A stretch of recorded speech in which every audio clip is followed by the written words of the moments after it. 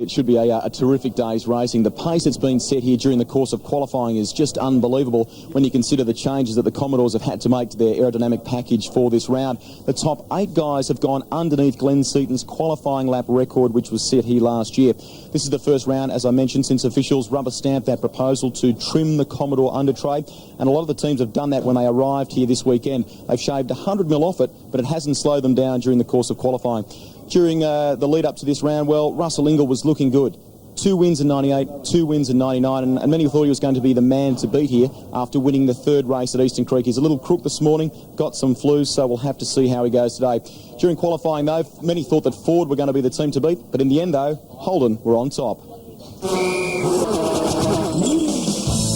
The top end of the territory was blessed with clear skies and bright sunshine as the V8s battled it out in qualifying. John Bowers' best effort this season was 5th fastest in Adelaide.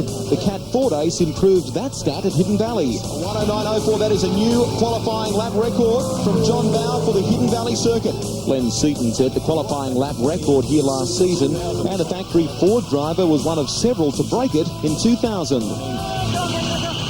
That's a classic example. He just talks his way around the track.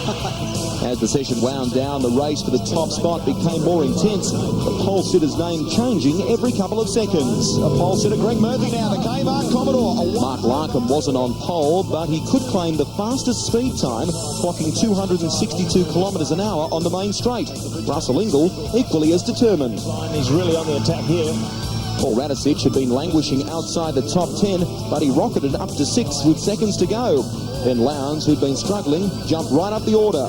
Now Lowndes! A 108.60 from the kid. Incredible stuff.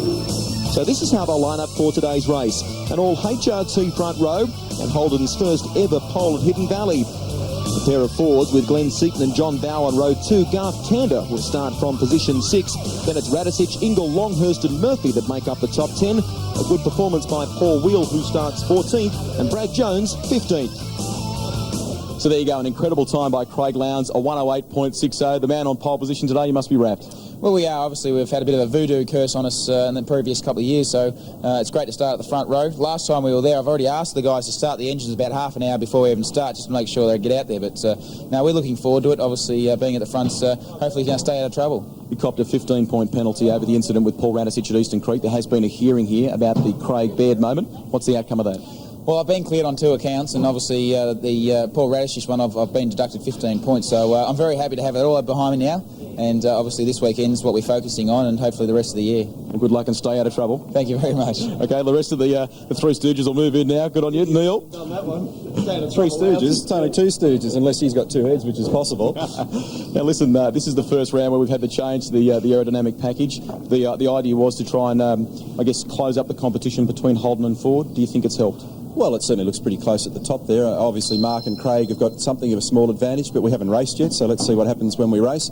You don't know what they may have achieved with the 100 million, so maybe the gap could have been bigger, but honestly, I really don't know. It's a very difficult thing to assess until after we go racing.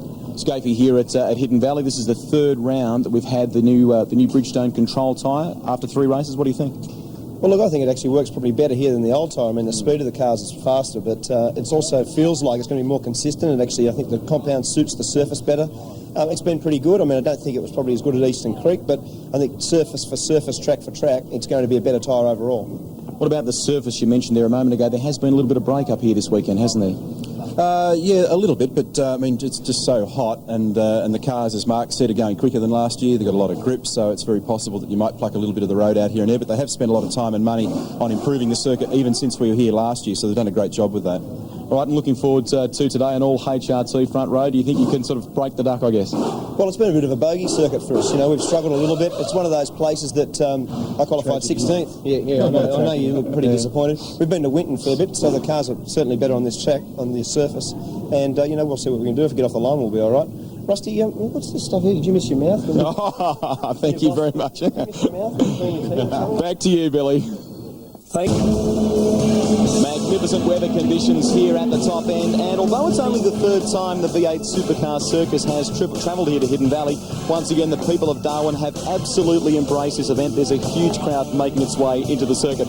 Hello everyone, I'm Greg Rust. This is round 5 of the Shell Championship Series, and it's been a busy couple of weeks since the previous round at Eastern Creek, I can tell you that. Network 10 was fortunate enough to win a Logie very recently, and we certainly couldn't have done that without you, the viewers at home, and the support of the Motorsport fans, the support of the drivers, our huge, hard-working, behind-the-scenes team, and of course the officials of Esco, IMG and CAMS. Taking a look at the point score for you after 4 rounds, and on top, Mark Skate on 480 points.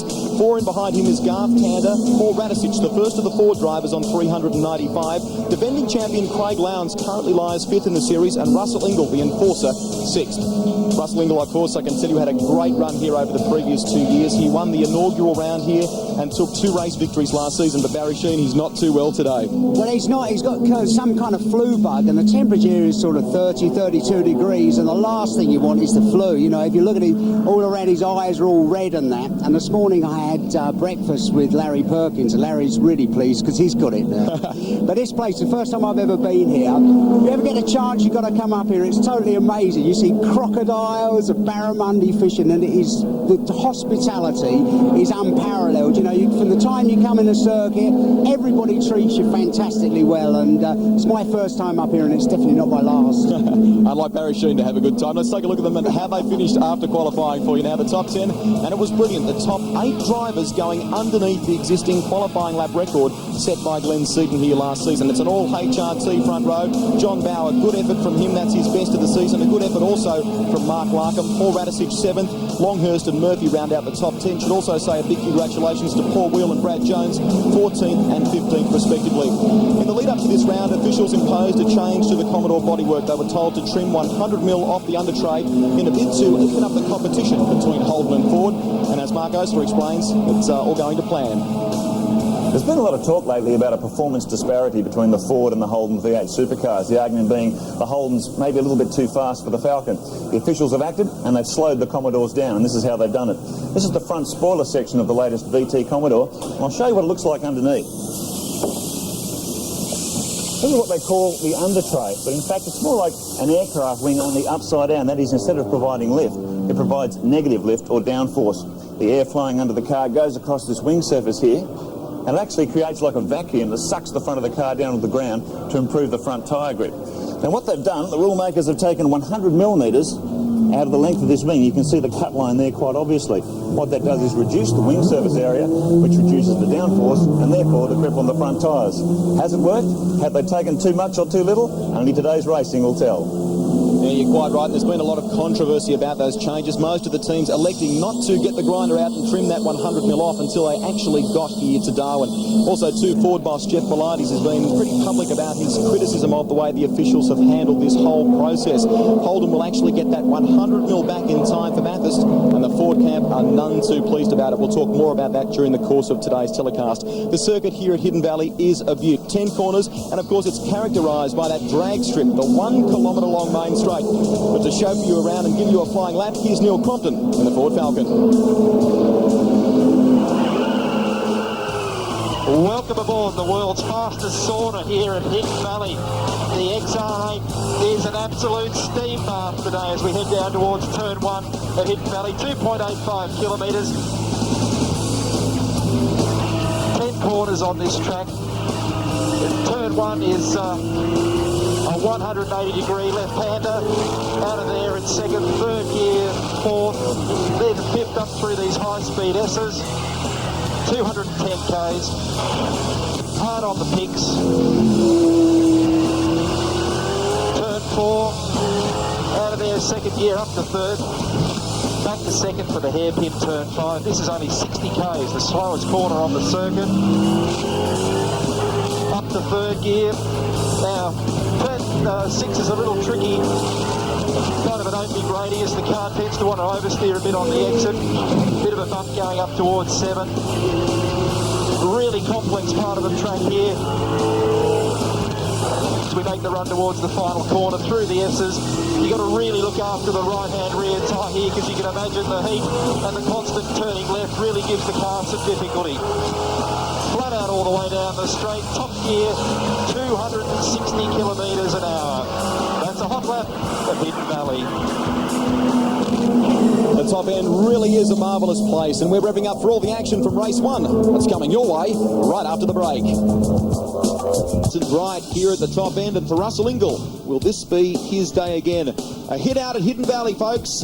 35 V8 Supercars set to do battle in the first of 3 sprint races. Craig Lowndes and Mark Scaife on the front row.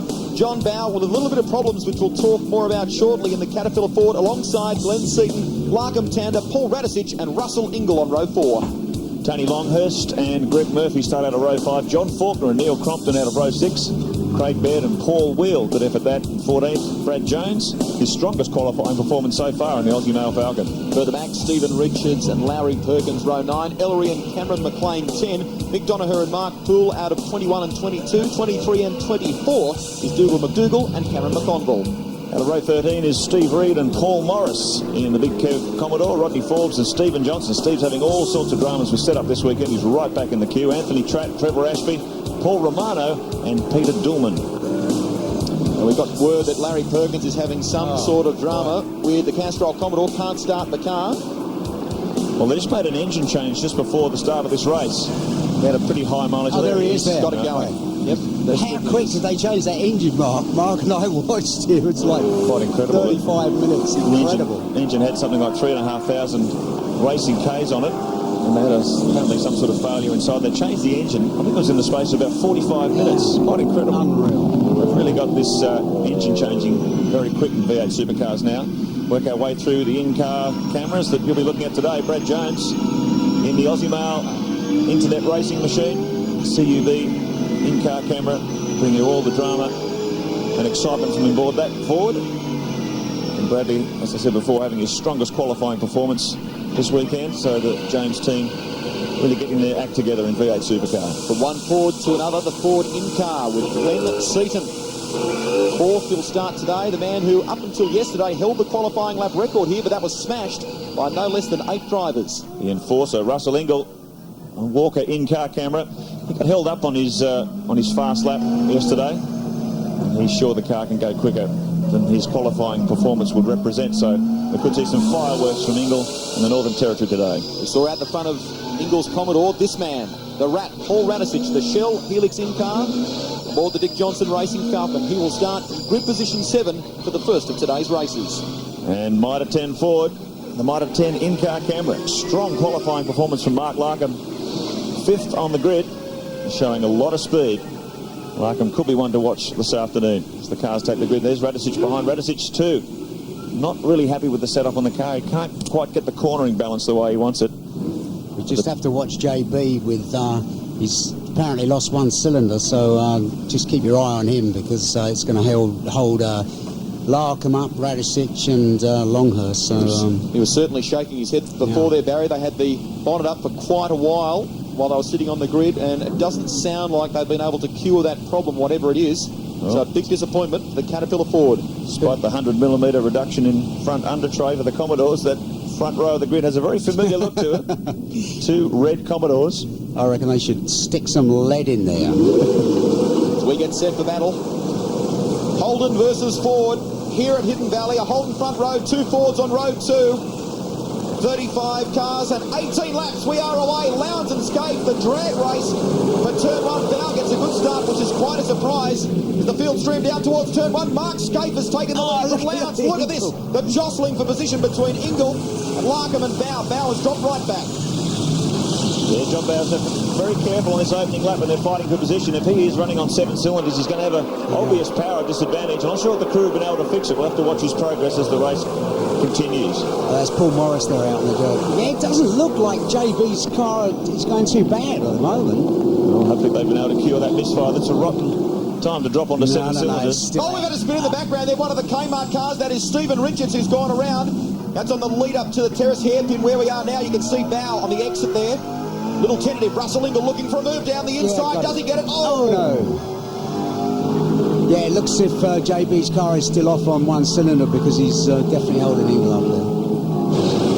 The big field sweep around through the S's down toward the corner onto the main straight for the first of 18 laps. And there's big problems. Now, I wonder if that's a result of that moment Stephen Richards said, Radisich. Well, that's rotten luck for the Kiwi. He's been involved. Oh, Larry going backwards. He's got it reversed too. He's trying to get out of there. Now that's Garth Tander. Is that Garth Tander we saw a moment ago there? Looked like it. Been a big crash, big coming together on that opening lap. But Yeah, it must have been the first corner, right? Get a look here. he's coming up into the valley. Oh, look, somebody down the inside there. Oh, that's Stephen Richards. Stephen Richards, by the looks of it. And who's that? That's Barguana, isn't it? Oh, boy, everybody, look at this lot. Well, the Kmart car was just flying across the grass. Yeah, I don't know what went on there. It's just... That's how Radicic got tangled up in there as well. Boy, that was a real coming together. No, that's Barguana. Yeah. Oh, look at this. And Larry smoking them. He's just not having a good championship series, is he? No, not at all. Engine change after the warm-up this morning. Here's the Kmart car. Stephen Richards came flying across the grass there, coming into the right-hander that brings the field up into the valley, but he's done some serious damage to the front of that car. Yeah, I couldn't make out why. What was going on there? Unless he ran wide, got on the grass and just couldn't stop it. The car was certainly carrying some speed and torque of speed. The Holden Racing team, despite that 100 mil penalty that all the Holdens have copped this round, off the front under tray. Holden's running 1 and 2. Scaife leading from Lowndes. Glenn Seaton, the first of the 4 drivers, sitting in third. You can see there John Bow, the Caterpillar Ford, slipping back through the field. Paul Wheel, what about that? He's up to 10th place and doing very well. Oh, look, this is how Larry came together with, who's that, Cameron McLean, is it? Yep. By the looks of it, yes it is. Oh, that was... Trying to run up the inside. Get a look at this going backwards there. So there's been all sorts of incidents here. Oh, look at this. Wow. Oh, that's where Radicic got tagged. That was the collision with Morris. Well, that was a major. Very difficult to tell from that shot. Yeah, but really. Stephen's car was certainly carrying some speed when he arrived at that corner. he was off on the grass. There's Larry back into the pits. Yeah. Oh, we had a Oh, that's Craig Baird. So, Oh, there's a lot of carnage early on. The Kiwi having some real dramas as the field battle on. Stephen Ellery there. We can see Cameron McLean and Brad Jones, who's doing quite well in the Aussie Mail Falcon. Jones at the moment sits in 14th. So the order at the moment, Scaife in command from Craig Lowndes, Seaton in third, Garth Tander in fourth, Larkham in fifth. Then we go back to Ingle, Murphy, Longhurst, Wheel up to ninth, and John Bow in 10th. So Wheel's doing an outstanding job in the K&J thermal machine. That's great. He qualified so well, didn't he? He's a great little driver, I think. Our viewers watching through TV New Zealand, not a huge amount to cheer about at this stage when you consider that Paul Radicic was involved in that altercation. Craig Baird's just spun. Best of them at the moment, Greg Murphy, 7th place in the Kmart Commodore. Here from the pit, Stephen Richards has retired from this race. That damage considered too severe. So another bad day for the Kmart Castrol team. Richards will go to the back of the grid if he can make the start for Heat 2. At the moment, Seaton in this battle for third position. Tander, Larkham, Ingle just behind. There's a bit of a gap back to Murphy, Longhurst, Wheel, John Bow hanging on in 10th position, and Mark Paul. Good performance in the John Deere Commodore. He's just outside the top 10, 11th position. Look at Larkham. Oh, it's going to be a long way around there. Amazing speeds they pull on the front straight here at Hidden Valley. At the moment, Mark Scaife, the quickest of them, 257.5 kilometres an hour through our speed trap. Oh, look at this. Larkham. Oh, I can hear some tyre screeching somewhere. Oh, yes. Oh, it's Longhurst and who's that? That's Smurf, isn't it? Always hold your breath when you hear those tyres squeal. You don't know what you're going to pick up when the camera pans around. Fortunately, not too much damage there. Apparently, we hear from the pits that Radicic had clutch problems off the start. That's why he dropped right back into the field and unfortunately got caught up in all that carnage up here. What a rotten weekend it has been so far for that team, the Dick Johnson Racing outfit. Radicic is out with those problems we were talking about before, and Stephen Johnson well down the order, 16th. You look at Seaton's car seems to really put the power down good out of the slower corners, isn't it? Because he was pulling quite a lot from tandem. Ingle's doing some good lap times here. He's just on a 1:09.89. That's why he's closing in on the back of this battle. Now he's got to find his way through. Oh, this is in car with Radicic now. Yep. Let's get a load of this. I think he collides with Paul Morris here. Oh, no, that's one up the backside. That was Morris. Oh, dear me. Yeah, so all sorts of carnage going on in that group coming through that corner. A lot of cars damaged in the process. But out the front, the positions remain the same. Scaife and Lowndes. Seaton, Tander, Larkham, Ingle, Murphy, Longhurst, Wheel still in 9th, Faulkner in 10th, and Cameron McConville. Great performance, he's up to 11th.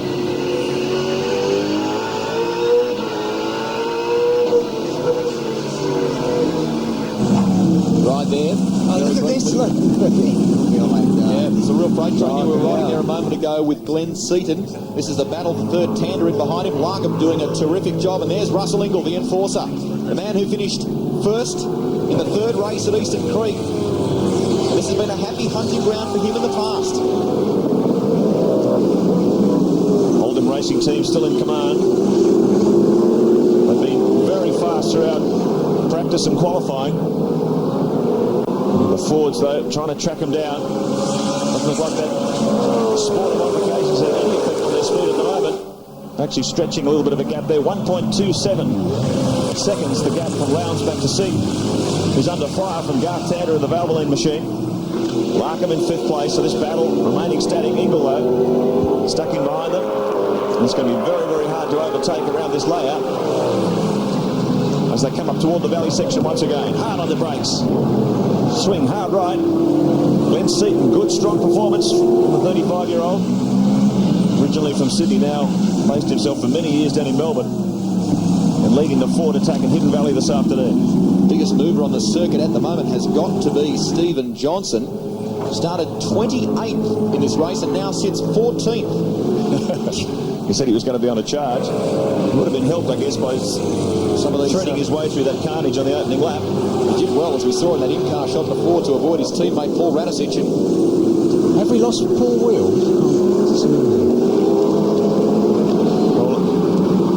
Apparently we hear... Oh, look at this lot. Oh, dear me.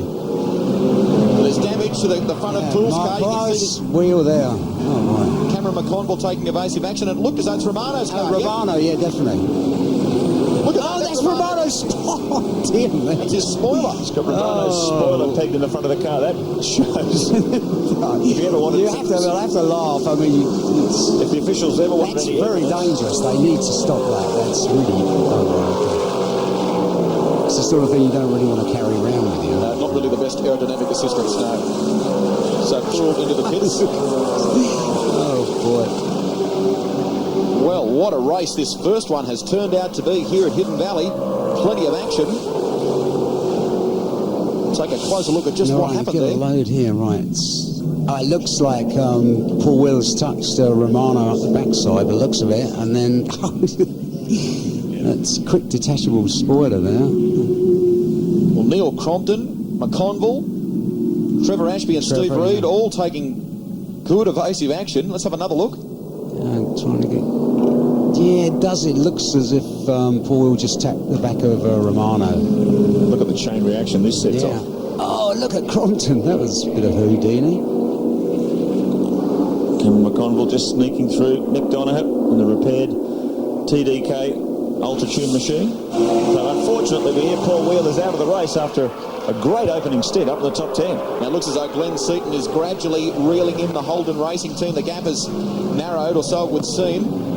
And staying in tow with Seaton is Tander, Larkham and Ingle. So this is going to be a real dogfight towards the finish of this one. Lap 9 of 18. It's going to be interesting to see who's using their tyres the best. When I say who's using their tyres the best, so whose car is the most sort of conservative on tyre wear. Last lap around, Mark Scaife, a 1:11.05, and it was quite a significant, quite a lot slower than his teammate Craig Lowndes, who did a 1:10.92. So Scaife may be struggling. Well, City gets a bit of a queue building up behind him. That crucial gap between the back of Lowndes' car and Seaton, that's the one you've got to watch. Seaton is chomping away at that. He's closed it over the last couple of laps. We'll check them out for you as they stand at the moment. Scaife and Lowndes lead the way from Seaton, Tander. Mark Larkham in 5th place. That's a good effort from him. Russell Ingle in 6th. Greg Murphy sits in 7th in the Kmart Commodore. And Tony Longhurst in 8th position. Can the Holden Racing Team hold off the charge from Seaton and Co., who sit in 3rd and 4th?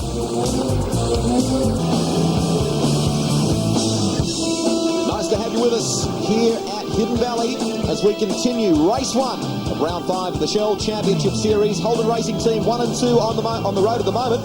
Your leader, Mark Scaife, Craig Lowndes, Seaton holding off at a determined Garth Tander. Larkham's there as well. Look at all of them trying to pull out of the slipstream. Lowndes. It's an amazing corner, turn 1 here at Hidden Valley. If you've not seen that before, it's almost possible to have them 5 wide on this front straight, and then it funnels down into turn 1. It's very difficult to get more than 1 or 2 cars wide through there. It does look as if Craig is after Scafie, doesn't it? Now it's all over the back. Yeah, he's got to get some championship points back too, our reigning champion. He's back in 5th in points at the moment, 319 as opposed to the 480 of his teammate. So it's important for Lowndes to keep finishing ahead of his main competition for the championship. Right now he's boxed in behind his teammates. Seaton's still in 3rd position, Tander, Larkham, Ingle back there in 6th, and a bit of a gap back to Murphy, Longhurst, Ellery in the Super Cheap Autos Falcon. That's a good effort from the Queenslander. He's up in the top 10 now, and John Faulkner rounds out the 10. We talk about Ingle there a moment ago, Mark. He sits 6th in the championship as well, so the Enforcer desperate for points. Well, it's going to be interesting to watch the performance of the cars over these 3 20-minute races, and whether this adjustment to the front of the Commodores has an effect on their tyre wear. I know the teams were saying that they were taking a little bit of rear wing off, that is reducing the amount of downforce on the back to try and balance the car out after they lost a little bit of grip at the front. And whether that has an effect on the tyres over the race distance, only time will tell. But they're looking like pretty close at the moment. Seaton giving them plenty of heat in the FTR Falcon. I tell you, it's Longhurst is going quick. Longhurst is catching up. To give you an idea, folks, currently here at Hidden Valley around 30 degrees, but the on-track temperature is about 39, so you can imagine just how hot it is when you add the heat from the cars inside the cabin. It is torturous on these drivers, and that shot a moment ago we saw with Glenn Seaton really doing it tough here at Hidden Valley in these hot, warm conditions. Look at this. This is Donaher and Cameron McConville in the Auto Pro Commodore. Nicely spun around. Did Cameron keep it off the guardrail there? Looks as though he's done a complete 360. Whoa! Yes. Oh, spoilers. Well, not the day the 26-year-old from Victoria would have liked. They have been making inroads with that Auto Pro Commodore. Just watching this gap between Seaton and the HRT Geo in front. He's brought it under a second, but it's hovering around about 7 or 8 tenths of a second, so that position not really changing. He's sort of boxed in. 6 laps remaining. Don't forget, of course, for all the latest from the Shell Championship Series, why not check out v8supercar.com.au. That is the official V8 Supercar website. It's got a terrific array of information and a lot of links to the teams, for example, information, race results, championship points, the whole lot. And while you're on the net, check out the 10 website as well. Gee, there's a collision or something back there. Saw Ingle was very close to the back of Larkham's car. They were just bumper to bumper, the 3 of them coming out of that turn. There was a big puff of smoke, and they've lost a lot of track position to Seaton. So something happened back there. Larkham under extreme pressure from Russell Ingle. Ingle now 6th in the championship, desperately hunting for points. And this is a place where we'll probably do it always strong at Hidden Valley. It's not the easiest place to get past, though, really, is it? I mean, it's the end of the day. You can position yourself right in the straight. There's no way that you can get past at the end of it. Whatever happened there, that helped Garth Tander as well, as we got 5 to go, folks, in race 1 here at Hidden Valley. I'll have a close look at see what happened here. Right, nothing, no touches. I don't know, something got... Oh, I think Larkham... Larkham may have touched the back of Tander's car, but we couldn't... the concertina effect, I think. Well, yeah, but I don't understand the smoke. There we go. Now what happens here? Yeah, it just touches the back of... yes. A sandwich. Yeah, well, that was really... not really anybody's fault. It's just one of those things when everybody's so close, you can't help it. The end result is they lost a bit of track position. They managed to claw it up pretty effectively. Seaton's still in 3rd. Not being able to do anything about the Red Barons in front of him. Fastest lap so far, Russell Ingle, a 1:09.89 on lap 4. That got him up onto the bumper of the Mitre 10 car, but he hasn't been able to make any further progress since then. Now look at this, Tony Longhurst is starting to close the gap as well in the Caltex Havilene Falcon. Greg Murphy. Yeah, I noticed Longhurst was coming up before. He caught up a hell of a lot really very quickly. So across the strike this time. 4 to go. Lowndes tucked in behind teammate Mark Scaife, the championship leader He leads by 4 points from this guy here, Garth Tander, in the Valvoline Cummins Commodore. Look at the back of the gas car. There's smoke coming out there. So I'm watching that smoke come out the last couple of laps. I'm not sure whether it was mechanical. It looks like it's stopped there. I'm not quite sure what's going on with Garth's car. Doesn't seem to be slowing him down at the moment. Possibly a tyre rubbing on a guard, Mark. No, I don't think so, because it's coming out the centre and it seems on overrun it comes out. Tony Longhurst, the 42-year-old Gold Coaster, having an increasingly competitive run in the Shell Championship Series this year. I was talking to one of the engineers on the Stone Brothers racing team, Campbell Little, and he's saying it's been so difficult for Tony because most of his racing career he really hasn't worked in the high-tech part of this team in terms of working with telemetry. Very much a suit of the pants driver. Yeah, very much a seat of the pants driver. Now he's having to discipline himself, smooth out his driving, use all that data acquisition to his advantage. And you can see that as he becomes more and more to terms with the high technology, he's getting better and better results. Lowndes still there, but not close enough to get past his teammate. 3 to go in race 1 at Hidden Valley. Scaife continues to lead the way for the Holden Racing Team. First of the Fords, sitting in third is Glenn Seaton.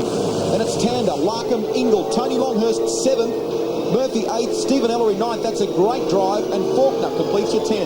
There's not really anywhere here where you can get really right up someone's backside and sort of nip it up the inside. It's that nature circuit, but there really isn't anywhere you can stuff it up. You look at the history of HRT here. Look at the back. That looks like oil. Yeah, it does look like oil, because if you see, well, watch when he backs the thing off. Now when he gets on it, you see when he gets on it again. It's it could maybe coming from a diff or something like that. No. Word from the pits is the team say there's nothing mechanically wrong with this car, so Garth is pressing on, and it pays his last lap a 110.6, and through the speed trap 253.7 kilometres an hour. So the Valvoline Cummins Commodore not slowing at all, and he's still in touch with Glenn Seaton. You can see there. Well, no, this looks like oil smoke or something. Yeah, it definitely is also, because as he backs it off on overrun, it sort of loads it up with oil wherever it's coming from, and as he gets on it, like an oil surge. Yeah. 2 laps remaining for our race leader, Mark Scaife.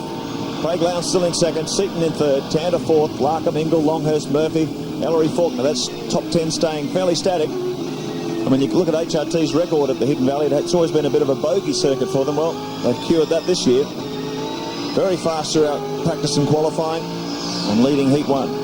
Larkham was saying that he suddenly got the car sorted out when they changed the construction of the tyres. It really affected their car badly, and it's just here in the last sort of this weekend, we're just said we've got the thing right. It's a different car to drive. Smoke continues to come out the back of Tander's car there. We saw through the terrace here. There it is again. Word is that Gary Rogers, team boss for the Valvoline Cummins team, shrugging his shoulders, not quite sure what's going wrong. I don't think it's anything drastic. It's just it looks like an oil leak, and you don't need an awful lot of oil to leak to make it smoke like that.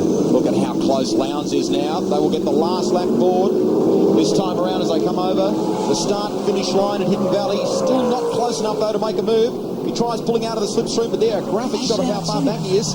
Tell you what, Scaife's car looks quicker than Lowndes' down the straight. Tander looking for a different line to Seaton. Seaton plays defensive. Into turn 1, we are on our way home. Holden Racing leading the way, Scaife and Lowndes. You're riding now with Glenn Seaton, who sits in third place, and looking back at Garth Tander in fourth. Larkham, a tremendous performance in fifth, and Russell Ingle, the enforcer, sixth. Really, I can't see the positions changing, because unless you really want to take a massive chance, there really isn't anywhere to get through. And Scaife is pretty good at making it wide. Yeah. Oh, look. Oh, no, what's that? It's coming out of the front. Coming out of the front. Yeah. So it's obviously coming out of the motor somewhere, or oil tank or something at the front. And well, we'll find out during the break what happened to Garth Tander's car, but they've done a good job. Gary Rogers Motorsport team knocking this car into shape. Garth was in all sorts of trouble early in practice, but couldn't get the power down. But now the car seems to be working much better. Yeah, changed the springs on the front. It's made a massive difference. They work onto the front straight for the final time, and they will get the checkered flag in race 1, and it's taken out by Mark Scaife. Holden Racing 1-2. Lowndes in second place. Look at that for third. Tander, maybe. I think you'll find Seaton got there. Yeah. Seaton from Tander in fourth place. Larkham fifth. 100th of a second separating Seaton and Tander. Boy, oh boy, that was close. So the 23-year-old from Western Australia certainly got a good run out of that final turn and onto the front straight. Yeah, it was really a good run because he was quite a long way behind. Maybe, I don't know, maybe Glenn missed a gear or something, but it seemed to be an ever so special good run. Craig Baird there. Didn't have the best of starts to his day after having that spin just before the left-hander, which brings you on to the front straight. But for the Kiwis watching, he finished in 14th position. So not a bad recovery. This is your victor, Mark Scaife, and more valuable championship points for our championship leader. Unusual amount of carnage in that one. Unbelievable, and lots of work for the crews to do before we get set for race 2 and race 3 this afternoon. There he is, and plenty of happy fans too. Mark Scaife from Craig Lowndes. Glenn Seaton getting home third in a nail-biter, just edging out Garth Tander. Larkham, a tremendous performance for 5th. Russell Ingall 6th, Tony Longhurst 7th, and Greg Murphy bringing the Kmart Commodore 8th. And it's Ellery, Faulkner, Brad Jones, Dougal McDougall, Stephen Johnson, Craig Baird, Anthony Tratt, a good performance in the Toll Falcon, and Steve Reed 16th.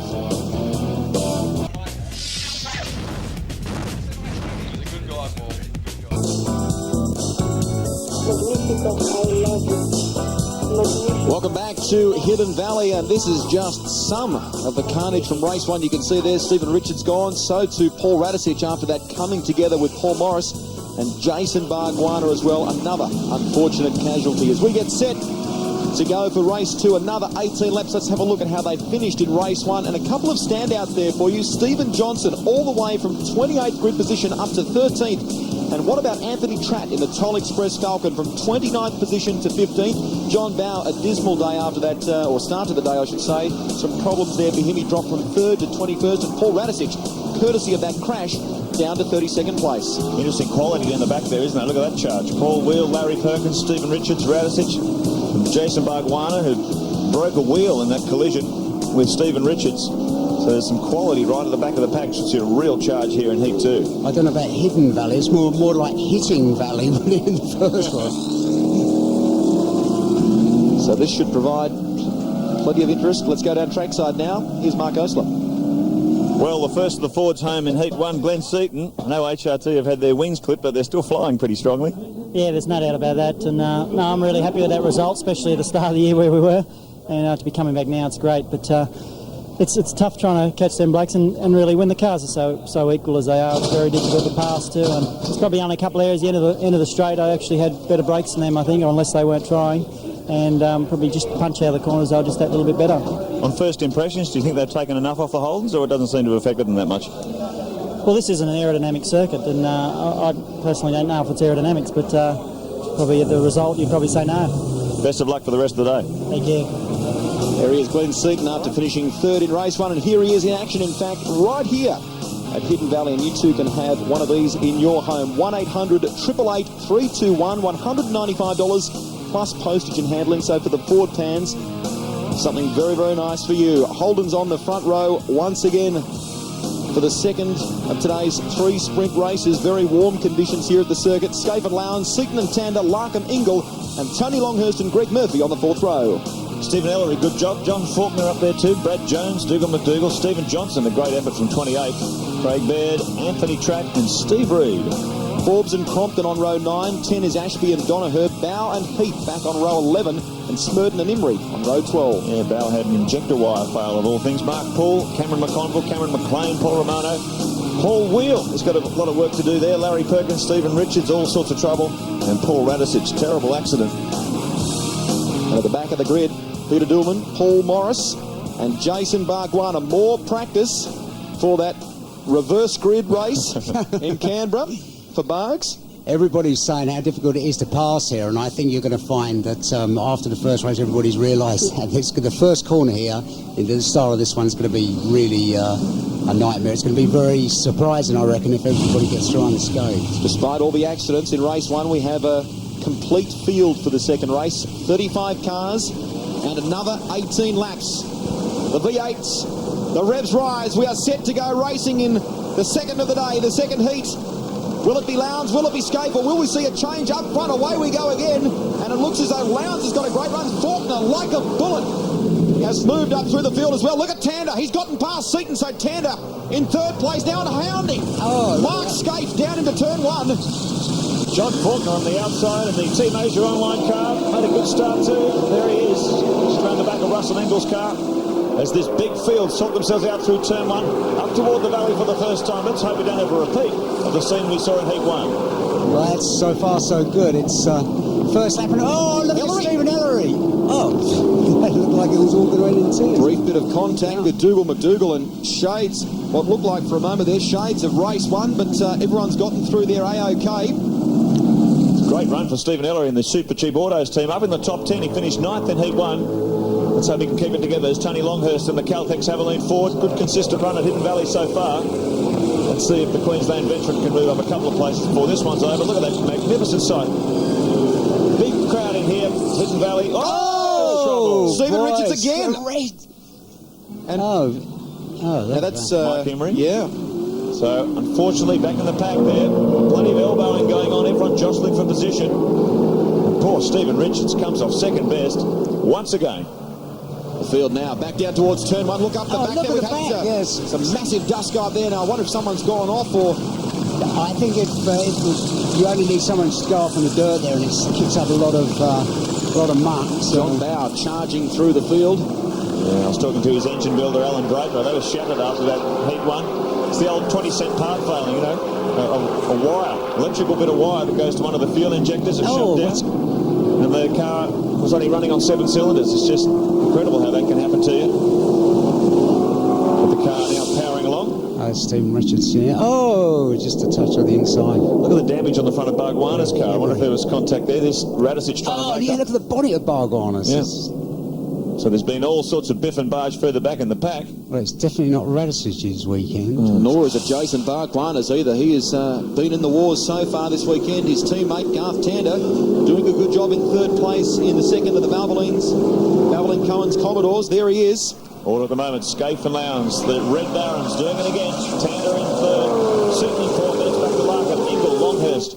John Faulkner in the Team Asia Online machine having a great run. Look at him go there. Good run. Look at the speed of that thing. Letting a squirt in a straight line as he ducks up behind Tony Longhurst. So Faulkner takes Ingle, gets ahead of Murphy. He's on a real charge as they head up toward the valley once again.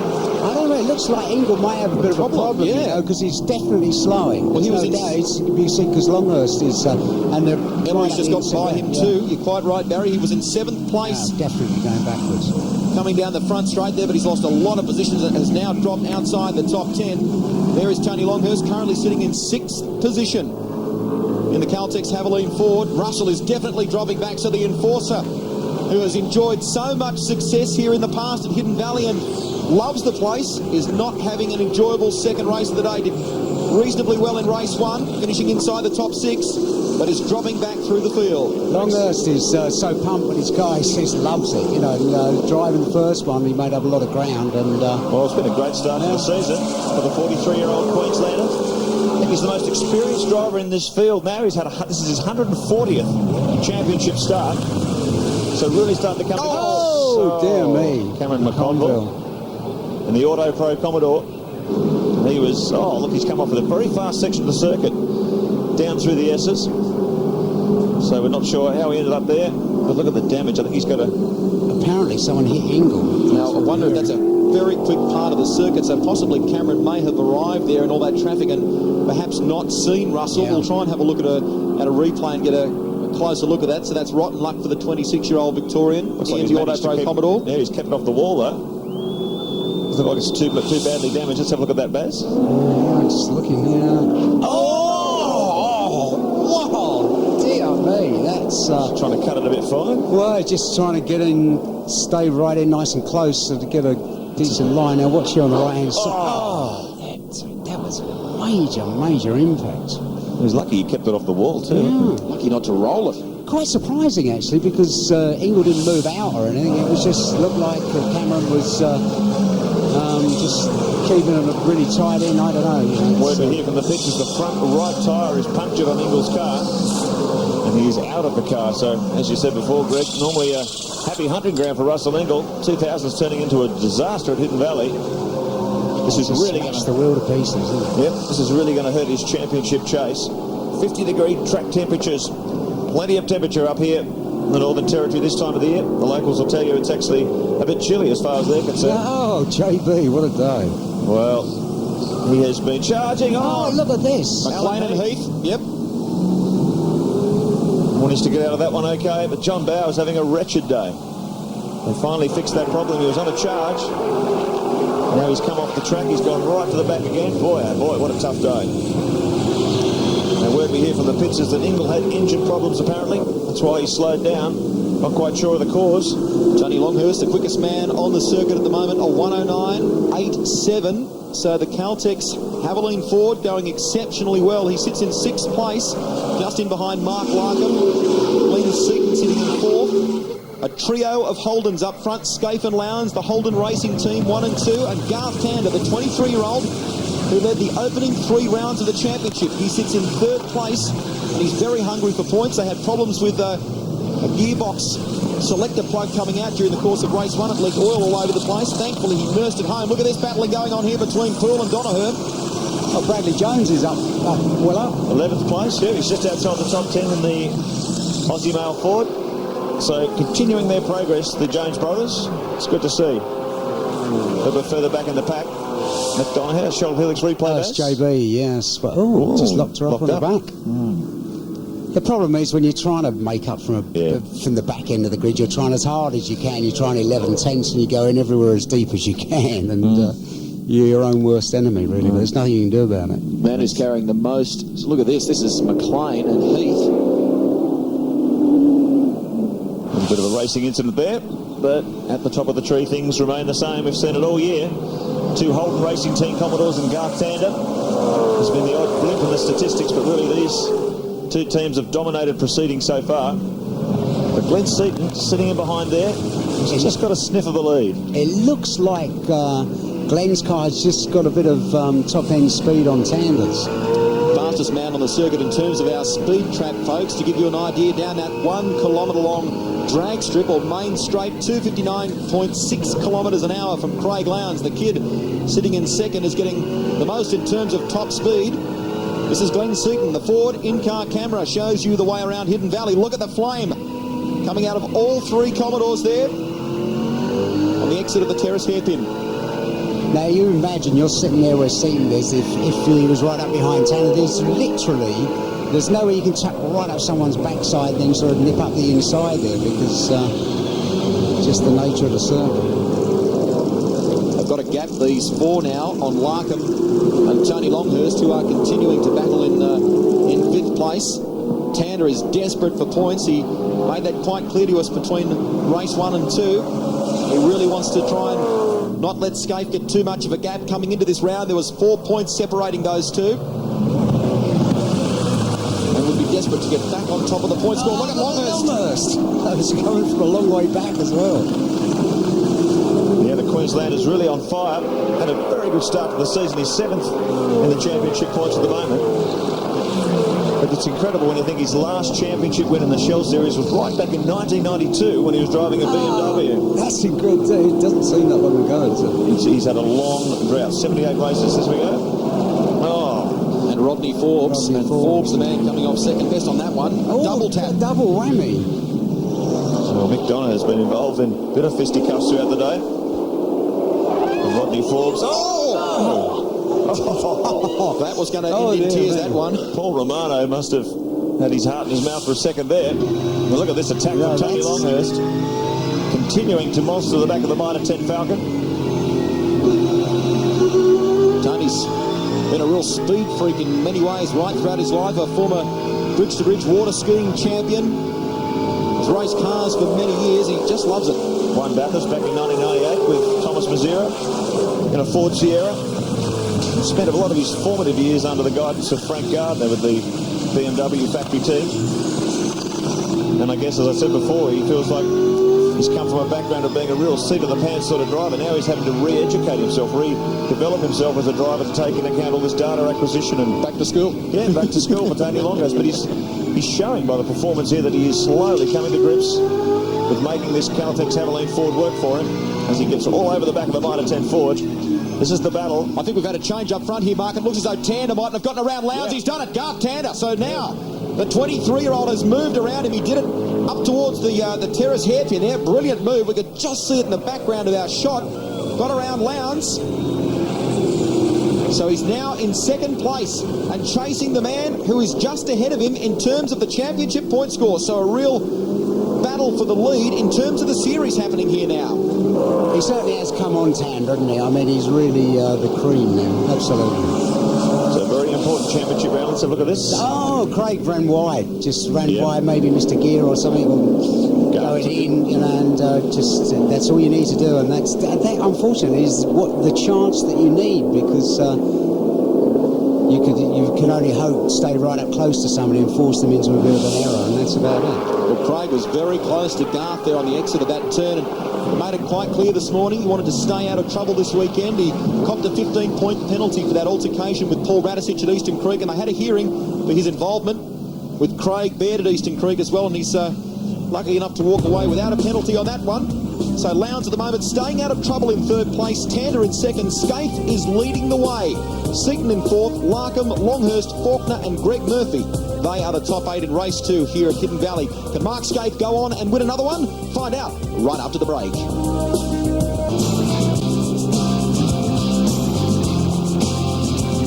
Well, welcome back to Hidden Valley, and these guys have all gotten through on Craig Lowndes during the course of that ad break. There he is, the defending Shell Series champion. Now the reason is he's got a back left that's going flat, so possibly when he ran wide over the ripple strips before there. Oh, look at this.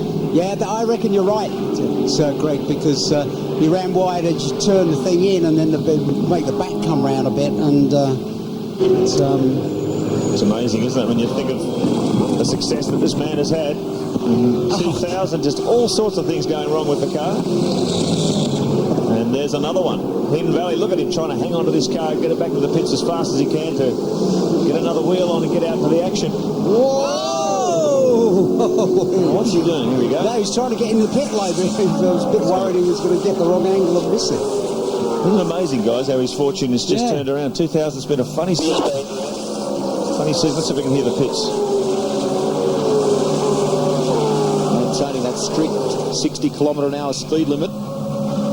The boys will be waiting there. Matty Crawford and the team, there they are. They'll be changing this tyre and getting him back out there as quickly as possible. Lowndes lies 5th in the championship on the entry to this round. And as Mark mentioned a moment ago, this will be certainly hurting his defence of the Shell Series crown. It's just been one of those up and down seasons. He's had 2 major mechanical failures. He got caught up in all that action at Eastern Creek, and now he's had a flat tyre. Things not going the way they want to for Craig Lowndes. There's all the cars sneaking through, and there it is. It was right on that turn, Mark. You remember there the lap before. He ran wide, yeah. Tander managed to get around him.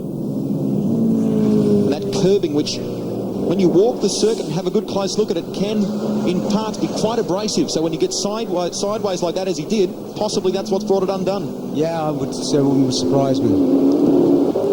Well, there is the remnants of that back left-hand tyre. Now Scaife out in front. The question is, can 23-year-old Garth Tander reel him in further back? A trio of Fords battling away. What about this performance from John Faulkner in the Asia Online Commodore? 6th position at the moment. That is a sensational effort from the Victorian. And Seaton at the moment under fire from Larkham. One of his best performances of the year, Mark. Yeah, it really is. He really needs the points too, because he didn't do too well down at Adelaide, the double points race. He's back in 13th in the championship at the moment. Sitting up with him 4th on the points. So very important for Larkham to get a good solid points haul this weekend if he's going to keep himself in the battle for the championship. But there's 6 Fords in the top 10 at the moment. Yeah, I don't think that has a lot to do with parity at the moment, does it really? Murphy sitting in behind John Faulkner. There's Craig Baird. So in terms of the battle for the top Kiwi for our viewers watching through TVNZ, a couple of them going at it hammer and tong there. Baird right in behind Murphy. Murphy, the best of the New Zealanders on the circuit. Paul Radisich has moved himself up to 17th position from the back of the grid. So just terrific. Making their way down the front straight. Don't forget, of course, folks, lots of action coming up. This is round 5 of the championship. One territory to another. The sixth round of the championship is the GMC 400 in Canberra. If you haven't already done so, get on the phone and book yourself some accommodation. It's filling fast. That is going to be a terrific event. Racing around the streets of the nation's capital, and all the drivers and teams are looking very much forward to that. There's a great deal of enthusiasm from people in Sydney and Melbourne, and lots of people are making the journey for that event. Well, in actual fact, when you think about it, John Faulkner's the top place Kiwi. Oh, yeah, I forgot about that. You're quite right. Just doing our homework here. He was actually born in New Zealand, so Faulkner flying the Kiwi flag as well. They take out look at Locker. Big break lock-up from Tony Longhurst. Last on that. He's trying everything he can to get past the Mitre 10 Ford. 5 laps remaining, so options running out for the Queenslander. That's it. The only option is to worry somebody like that, Mark. And, I mean, there's nothing else you can do. You just stay right at their backside and worry them, and so they're looking in the mirror the whole time. Just hope that they make a mistake. 4 to go in this one, and to give you an idea, Tander is 0.01 of a second behind our leader, Mark Scaife. So not a great deal in it at the front of the field. You're watching the battle for third. Glenn Seaton, who had pole here last year, and Larkham tucked in behind him in the Mitre 10 Falcon. There is Tony Longhurst, who was hounding them around about a lap ago. He's dropped back a car length or two, and then a good gap back to Faulkner, Murphy and Baird.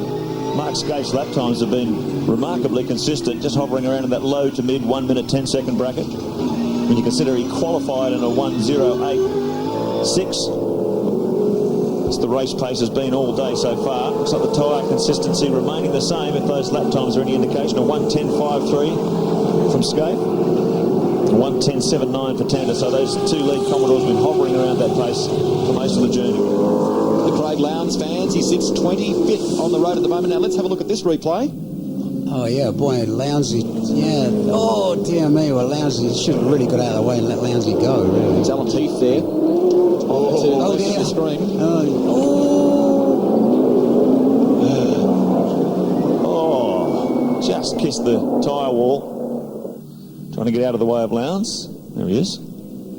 Yeah, that's the problem. I mean, you see someone coming, you try and get out of the way, try and do the best thing, and it doesn't always work out that way. 3 laps remaining for our race leader, Mark Scaife. There's Alan Heath. He's out okay. That'll put him right to the back of the pack for the start of Heat 3. But here's our race leader. And I've got to say, now look at his performances so far. He's only finished either first or second in the first 4 rounds of the championship. Mark Scaife is putting together a real championship campaign this year, isn't he? Certainly is. He's keen to change some of those statistics, Mark, that you see on his driver bio. He hadn't won an endurance round with the Holden Racing team since he joined them. He changed that statistic at the Adelaide 500, didn't he? Yep. Now, maybe on course for the 2000 Shell Championship. Yeah, the team really gelled this year. He's got Robbie Starr working on the car, was formerly with Craig Lowndes. Richard Holloway, the team's technical director. They're all working together very, very well. They have in previous years, improving an absolutely formidable combination. Here's Greg Murphy having a look on John Faulkner down into turn 1. He's not close enough though. So Faulkner hangs on to 6th place. Murphy and the lock-up. There's been a lock-up there. Oh, he made a bit of a mistake under brakes there. Looked like he was going to run straight off the road. Managed to gather it up, so he remains in front of Murphy. That looks like Craig Lowndes' bits of tyre load around this. Debris all over that corner back there. So lots of little battles going on as we... John Faulkner currently 16th in the championship in the Team Asia online car. Fighting very hard for track position and championship points this weekend. Good solid haul here will really help his chances coming into the double points race in Canberra, the GMC 400. So a very important round, as all rounds are crucial in your championship chase. But Faulkner currently placed 16th, a 43-year-old. Murphy and the team at Kmart have been doing a lot of development on this car in the lead up to this round, and it's the best, they say, that it's ever been. So that testing is certainly paying dividends for the Kmart Castrol race team. Now let's have a look at this replay here. Wow, that was Paul Radisich we saw briefly. Yeah. And that's Trevor Ashby going off there in the Optus Internet Commodore. So Trevor as well, lucky to keep it off the wall. We are on the way home, folks. So on board with JB. Oh, JB's going, oh no. It's like a video game for JB, isn't it? They're throwing everything at him. Here is your race leader, heading for home. Mark Scaife won the opening race of the day and added to his 4-point lead in the Shell Championship Series. He'll put more valuable points in the bag in this one. Garth Tander sits in second in the Valvoline Cummins Commodore, and you can see there a huge gap back to Glenn Seaton, first of the Ford drivers, but he hasn't been able to stay in touch with these guys up front. Larkham, Longhurst, Faulkner, 4th, 5th and 6th on the road as we head towards the checkered flag. Lights ablaze for Mark Scaife. A flag-to-flag victory in race 1. He is going to do it again in race 2. The Victorian who took victory in race 1 at Eastern Creek, and of course the Adelaide 500. Well done. He takes that. Well done, mate. Indeed, it was a good job. Jeff Grech there talking to him. 6 Fords, as you can see them all flashing across the line there. 6 Fords inside the top 10. Murphy having a last lunge, if you like, at Faulkner, but unable to do it. There we can see Brad Jones, and that's Neil Crompton, I think, coming across the line as well. Crompton finishes 10th, Brad Jones 12th. So a sensational effort for the Albury driver in the Aussie Mail Ford. His best ever performance in the series so far. Scaife, Tander, Seaton and Larkham, Longhurst, Faulkner, Murphy and Craig there. That's how they finished in race 2 here at Hidden Valley.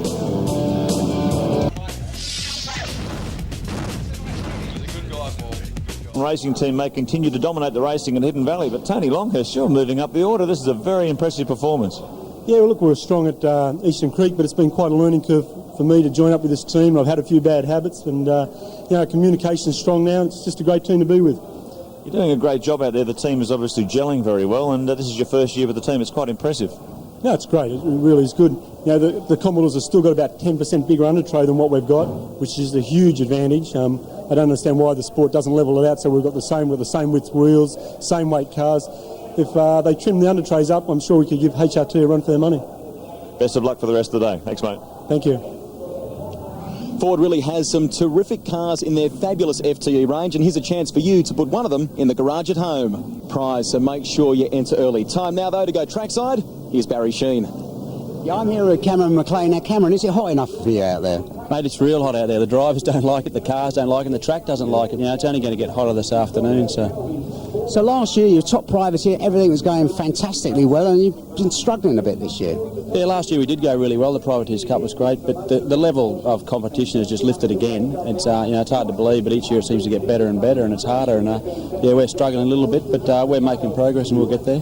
And how about the setup of the car? You know, a lot of people have had problem with the Ford and that. You find it okay now? The AU is definitely a lot harder to set up than the EL. You know, it's a bit more sensitive to change, and we're finding that hard, but we're getting there. We're learning about it. Great news about Bathurst. You're going to drive for DJR Racing. Yeah, those AUs seem to be all right. So especially at Bathurst, with we can get the one with Radisich, that'd be great. And I think any of the combination of drivers they got's good, and any pair of them can win. So get a chance to win that race is pretty big news. Yeah, with any kind of luck, Radisich will have all his bad luck out of the way by then.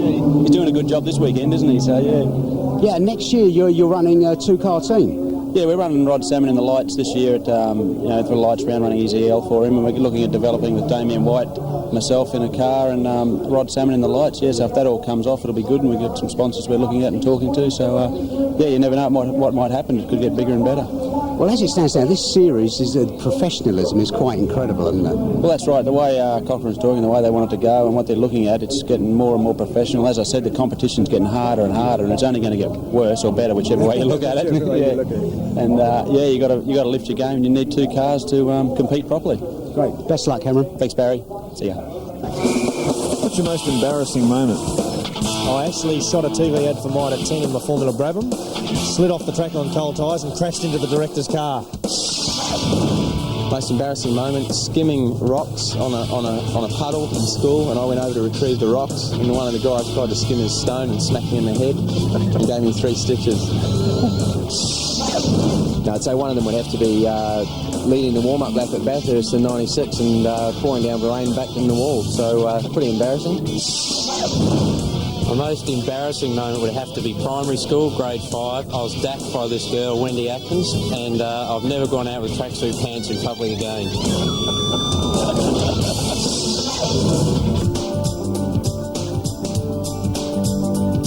We're back at Hidden Valley and getting ready for the third race of the day. A great crowd in attendance here. And some very hot conditions, and they've seen some great action too. And despite all the carnage, we haven't had any calls for the Munro safety car today. which is out on the circuit at the moment as the cars do their sighting lap. Hopefully, we won't have any calls for it in the third race of the day either. This is the starting grid for the decider. Scape on pole. He only needs to finish in the top 5 to win the round. Tander lines up alongside him. Seaton and Larkham, Longhurst and Faulkner, and Greg Murphy and Craig Baird on row 4. Yeah, Tony Longhurst's having a pretty consistent day. Stephen Ellery, good showing too from the Super Cheap team. Neil Crompton, Dougal McDougall, Brad Jones, Stephen Johnson, Larry Perkins, Jason Bargwana, and Paul Radisich clawing his way right up to 16th in that race too. Mark Poole and John Bower recovering after what's been an awful day for the Tasmanian. Paul Wheel and Cameron McLean, Romano and Lowndes. There he is, went from 2nd to 22nd. He's off row 11, and Smurden and Ashby off 16. There's an interesting story in there too with Lowndes. Apparently the track is breaking up very badly. Pick up the valley section up in that 180-degree left-hander, and there's a lot of debris, and they think that maybe that's what punctured Lowndes' tyre in race 2. So the team's got to be very careful as they come up through that section of the circuit to try and avoid a puncture for race 3. Now there's the Who's Out board. Peter Dillman went by the wayside earlier today. Karen McConville is a non-starter in this one, courtesy of that big crash we saw with Russell Ingall. It almost rolled McConville's car, and Donaher is out as well. He's got problems with a steering arm. Can tell you some late mail from the pits is that Craig Lowndes has also been fined for speeding in there. So that's a point of interest for you. There's the points as they stand for this round. Scaife on top, clear of Tander, Seaton, Larkham and Longhurst. Tander and Seaton tied on points there, so critical final race for the Ford and the Commodore driver. As if Tander can get the start here, but Scaife's been starting brilliantly.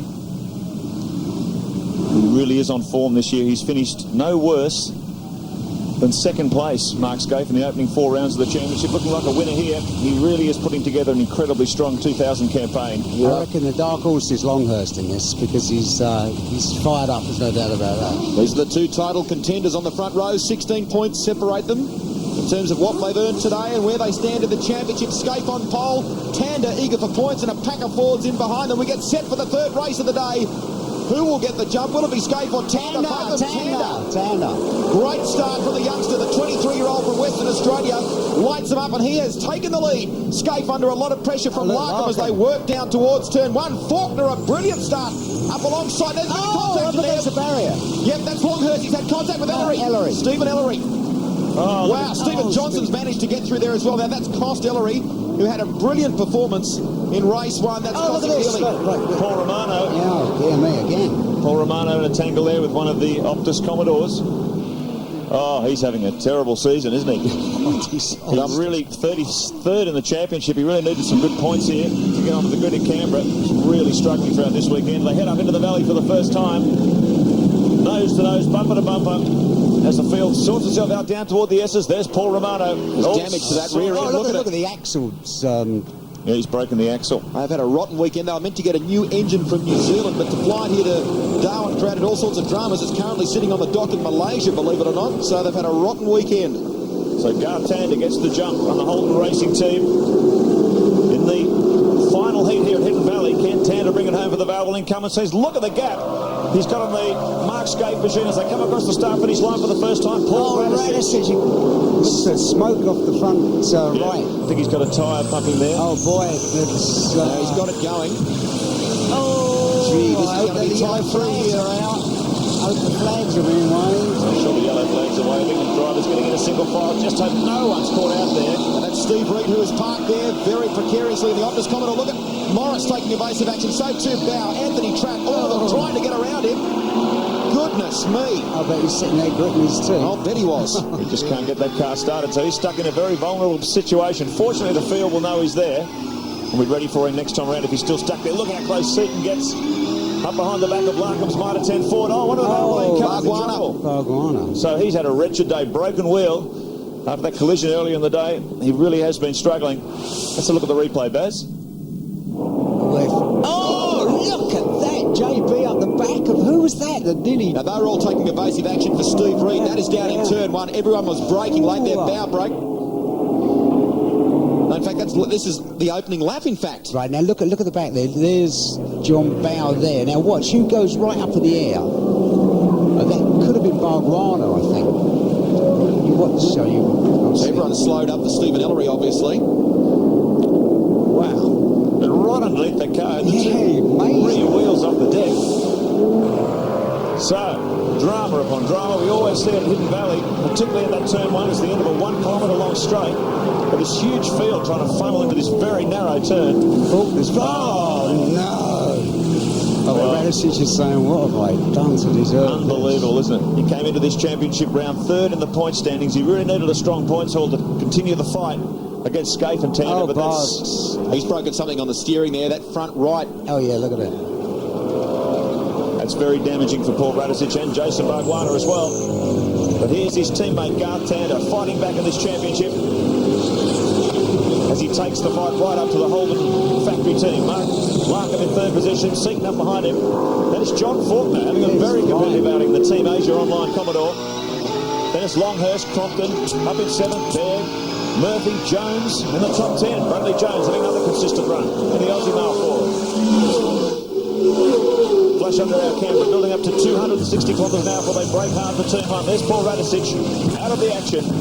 And that's a huge disappointment for the Shell team. They really have been in the wars all weekend.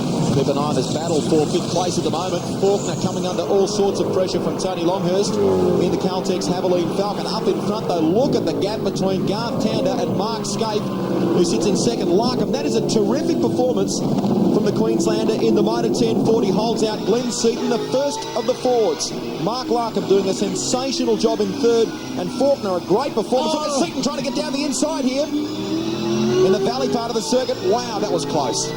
That team has had to suffer a few growing pains. Of course, the Motor 10 operation. Seaton's gone off. Seaton. Oh, look at that. Faulkner took advantage. And look at Longhurst on the outside. As well. Of the FTR Falcon, they're going to go side by side. Long way around. Doyle, look at this. Longhurst across the grass. Goodness me. I think he's actually broken some of the bodywork there. Spoiler. Look at it. Now, if he's damaged the under tray on that front spoiler, that's going to hurt the car's performance. Yes, Crompton will be there too. He'll be getting a sniff of this. Look at Neil Crompton tucked in behind Tony Longhurst now. They run down the 1 kilometre long main straight. You can see Longhurst has damaged his front spoiler. You can see on the left. Look at Crompton. That's Neil Crompton diving down the inside at turn 1. That's a smart move. Baird tries to go with him. The Stone Brothers teammates have been caught up together. Oh, dear, mate. Ross and Jimmy will not be happy. Definitely not. Tony Longhurst having his best run in a long, long time. Has brought it all undone in the space of half a lap. Well, Craig Baird, I'm not sure whether he's managed to rejoin the action. Looks like he has, but Tony Longhurst, front and rear of the Caltex Haviline Ford, badly damaged. That's the last time he'll be doing a post-race interview with you. Really? That brought him a lot of luck. They're going to put the knockers on. Tander continues to lead up front. The man sitting in 2nd place, though. Mark Scaife is the fastest on the circuit. A 1:10.18 for Mark Scaife. And through the speed trap, 255 kilometres an hour. All the damaged material lying around the track there. Let's have a look at the replay. Watch Crompton. Watch this. Oh, it's a brilliant move. Amazing. Yeah, hot stuff, though. Now, right, let's get a look here with Beardy and... yeah, see, Craig is going... Oh, no, he's actually Beard's hit the back of Longhurst's car. Yeah. So, altercation between the two teammates. That's not what you want to see. Craig was trying to get out the inside of Tony, and Tony was sort of, turning in. Now, folks, keep an eye on Craig Lowndes. Bear in mind, he dropped back to 22nd position. He has moved up to 10th. Stephen Johnson sits in 11th. Larry Perkins is 12th. Well, Larry's just taken Johnson for 11th as they came under brakes for turn 1. So Larry on the move. They've had all sorts of engine problems this weekend. Larry blew an engine in the warm-up to put a new one in. Russell Ingall also had engine problems in Heat 2. So it has not been a good weekend for the Castrol Perkins operation. But Larry storming back in this final heat. And there he is, the rat. And that'll put him right down the point standings. A very damaging weekend in this campaign. Looking so strong after Eastern Creek. It shows you can go from top to bottom very, very quickly in this championship. Some long faces. Something flapping on the car. Some long faces in the Dick Johnson Racing pit. Over that, they've been struggling all weekend. Stephen Johnson, there he is, currently sits in 11th position, fighting his way forward. Brad Jones has dropped back to 15th, courtesy of that contact between Baird. Look at this. Glenn Seaton now having a run down the inside of John Faulkner at turn 1. Who's got the bigger brakes? Faulkner. Faulkner comes back. Honestly, I thought it was that close. You thought there was going to be contact there, but Seaton managed to shut the nose of the car down just in time. The Faulkner moved across. This is a fantastic showing from Faulkner. 46-year-old veteran, 43-year-old I should say, multiple class winner for Toyota many years ago, and he's been a strong competitor in V8 Supercar, but this is really the most impressive showing we've seen so far. Right up there in the thick of things. Faulkner in 4th position, fighting tooth and nail with Glenn Seaton for position in the top 5. This team, since they signed Asia Online as a major sponsor around the Melbourne Grand Prix this year, they have really come on strong. Lots of things happening in the background to assist the development of this car. Look at Seaton though now starting to hound him around the back parts of the circuit. They head down here to the left-hander, which brings them on to the 1 kilometre long main straight. Will Seaton get a good run and tuck in close to Faulkner? Faulkner gets plenty of traction down, and Seaton is not close enough at this stage. Horsepower-wise, there's very little in him, by the looks of it. Fastest lap so far as Craig Lowndes fights his way back from that puncture. 1:09.99. Glenn Seaton down the inside, tries it again hard under brakes, but Faulkner goes a little bit deeper. Oh, that's Cameron McLean. Cameron McLean has a fire of some sort at the back of the car there. The back left. Oh, look, you can see that. Oh, look, the grass is on fire. What is he dropping and a bit underneath, of? see there, it's... dropping a bit of oil or something. Let's hope the Queenslander gets out of the car quickly. There he is. Let's hope the marshals get there with the old extinguishers. What can you do? Has not been a good weekend for the Greenfield Mowers operation. Really struggling in 2000. Soon to form up in a 2-car team with Rod Salmon, get some more money into the operation and hopefully a better, more competitive package. Look at this though, Seaton all over the Team Asia Online machine. The FTR Falcon driver pushing hard for every point he can get. Coming into this round, he was 4th in the championship points. Seaton needs every point he can get if he's going to challenge Mark Skate before this championship's over. Faulkner currently 16th in the points, an important round for him too. 43-year-old, originally from Palmerston in New Zealand. Spent most of his life in Australia. Very strong competitor in Oscar as well. The guy really with his sights set on the top of V8 Supercar. Look at this tremendous battle as Seaton now gets in the draft. Looks down the inside as they break hard for turn 1. Faulkner goes a lot deeper. He's managing to box in this FTR car. Look at Seaton though, really nails him in the middle of the corner as they come out again. So Faulkner under maximum pressure. Yeah, I think he was letting Faulkner go in nice and deep and Glenn settling his car so he can get a better run round and a better run out. So keep an eye also on Craig Lowndes, who continues to move his way through the field on the back of his former teammate Greg Murphy at the moment. Lowndes is up to 9th place and on the back of this freight train that is in behind this duo. At the moment, Faulkner sits in 4th place. Seaton in behind him. Here's the man who's leading the way. Skate, yep, closing the gap a little. Well, let's look at this replay, Baz. Poor wheel it is. Oh, yeah, just looks... Well, he didn't see any smoke, but he just must have locked up on the rear end. Rear end just maybe brake balance too much on the rear. Pirouetted off the circuit. So here's the attack. Mark Larkham in 3rd position. And look at this, Seaton on the outside of Faulkner. Look at this little back here. This looks good. This is Craig Baird having a go at Neil Crompton down the front straight, coming for the ride. Greg Murphy and so too Craig Lowndes. Look at Lowndes looking left and right. Don't think there'll be any change of position here. Murphy defends from Lowndes. Oh, I thought Baird was... No, look at this. Lowndes goes around the outside of Greg Murphy, the 2 former teammates, and not a bit of paint traded in the slightest. Well, Mark Larkham will be hoping that Glenn Seaton doesn't get in front of John Faulkner, because at the moment, if Larkham finishes 3rd and Seaton finishes 5th, Larkham will be 3rd. He'll be on the podium, his first podium ever in the Shell Championship Series. That'll be a real turn-up for the Mitre 10 team. That is remarkable. He's done so well here this weekend, and he continues to do so. The Mitre 10 Falcon currently sits in 3rd place. Race 3 here at Hidden Valley. Garth Tander leading the way, the 23-year-old from Mark Skate. Faulkner in 4th, Seaton 5th, Neil Crompton and Craig Baird. Greg Murphy rounds out the top 8. Then it's Lowndes, Perkins and McDougall. Can Tander take out race 3? Find out right after this.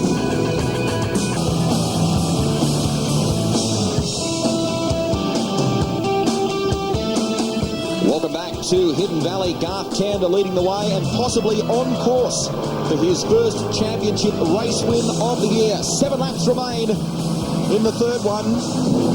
And the gap has closed a little bit. Tander has been wringing the absolute neck out of the Valvoline Cummins Commodore, and at one point during the course of that ad break ran a little bit wide. That enabled Scaife to close the gap somewhat. Yeah, Scaife has really been able to close that distance. Garth, just maybe a little bit of tyre trouble.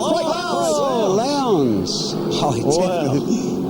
Can you believe the luck? Definitely run over a black cow, so there's no doubt about it. Can you believe the luck of our reigning champion in 2000? The team had apparently called him in for a tyre change. Can you believe it? So we'll try and get a closer look at just what may have caused that. Let's have a squiz at the earlier incident. Now, he got past Murphy there. Back end just locked up. Yeah, he may be in a lot of tyre trouble. Yeah.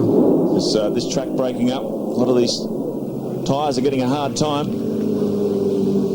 And the temperatures here are tremendous. It's a very, very hot afternoon. Tremendously energy sapping. Doesn't that tell the story, the face there of Craig Lowndes a moment ago? It does. You cannot believe how this championship's working out for him. But there you go.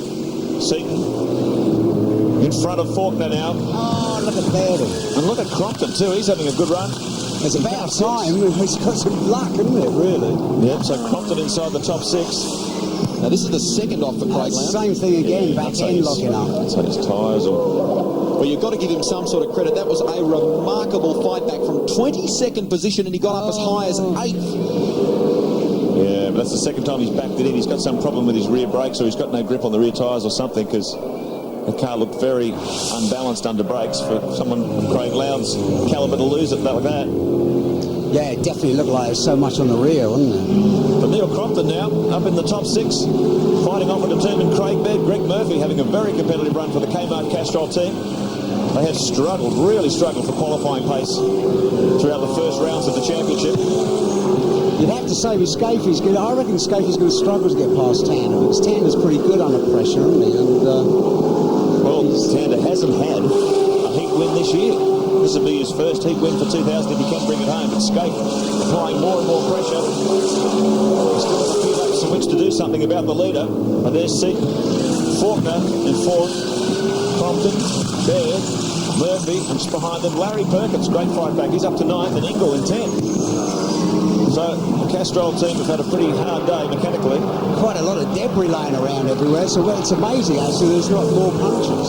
Talk about the Castrol team. The boys have been working very, very hard down there today. Larry Perkins, an engine change, and they've changed Russell Ingle's engine in the lead up to this heat as well. So it's been non-stop at Castrol Perkins Motorsport. Well, we just heard from the pits that the possible cause of Lowndes' second spin there and his eventual retirement was another flat tyre. So, wow, he really doesn't have much luck at all in 2000. Things not going the way for our reigning champion. Let's have a look at this. Oh, yeah, you can see the tyre. Oh, that's what all that rubber is. Yeah, it's all breaking up. There it is. There you go.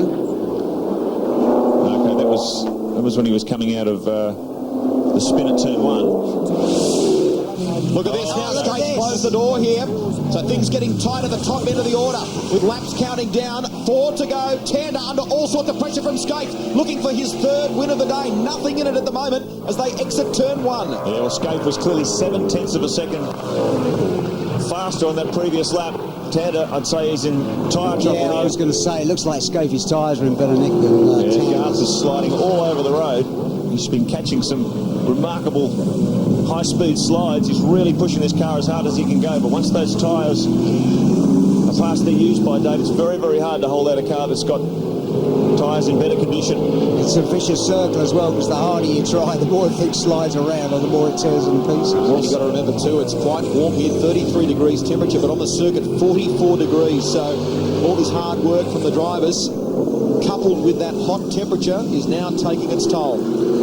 So Garth Tander in defence. Oh, dear me. Just a slower car there, Mike Emery. As the cars duck around, 3 laps remaining. Can Garth Tander hold out our series leader and score his first heat win in the Shell Series for 2000? He's under maximum pressure here. 260 k's, hard on the brakes for this very tight left-hander at the end of the main straight. Great shot there as they swing out up toward the S's. Once again, Garth Tander really trying to hold this lot together. Scaife has been able to close, but has not found an opportunity to get the nose of the car alongside the Valvoline Cummins machine yet. Tander's doing a great job. Incredible maturity from Garth Tander, the 23-year-old from Western Australia. I mean, you know, this kid has really come on so strong in the last 12 months in particular. And as you can see, he's struggling with his car and yet driving with an incredible level head. You just got to hope that when you're in Scafie's position, you push him as hard as you can.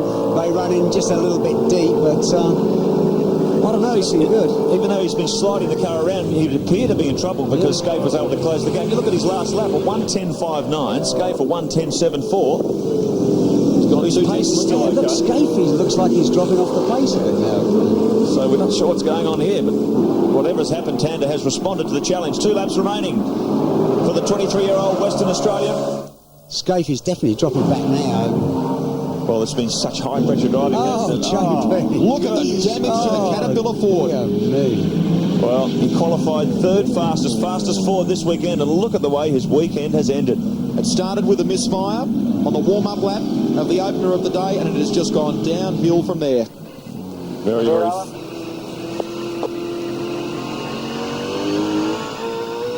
I think it's probably good we missed that radio contact.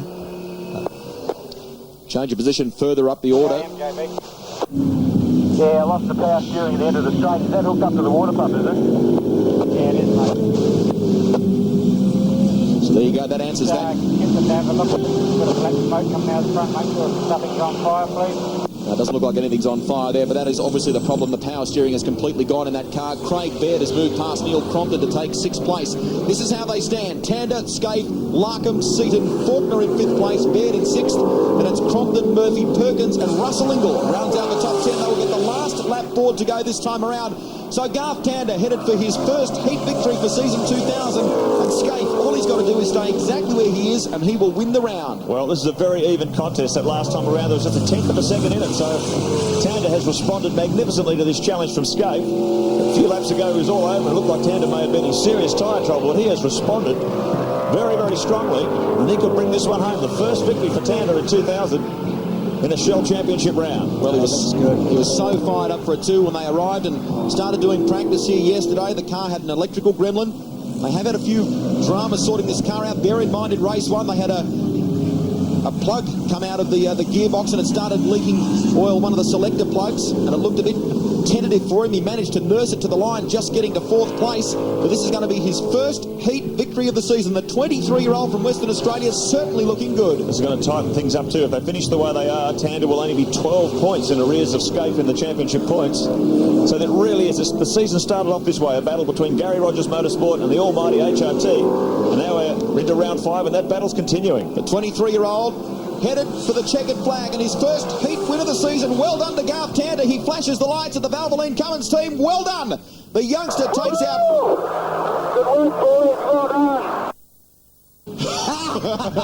Well, you can tell there he's a very happy camper, no doubt about it. He's been trying to get that first win of the season, and he was so determined. At the end of that first race today, he said to me, Rusty, we've got to do a lot of work with this car. They made a few changes. He was so keen to get some more points and make sure that Mark Scaife couldn't gallop away with the championship. A very solid drive from the youngster, and he's incredibly well-deserved. That was great, really well-deserved, and good for Gary Rogers. There he is, Tander, Scaife, Larkham, Seaton and Faulkner. We will come back on the other side of this to wrap it all up from Hidden Valley.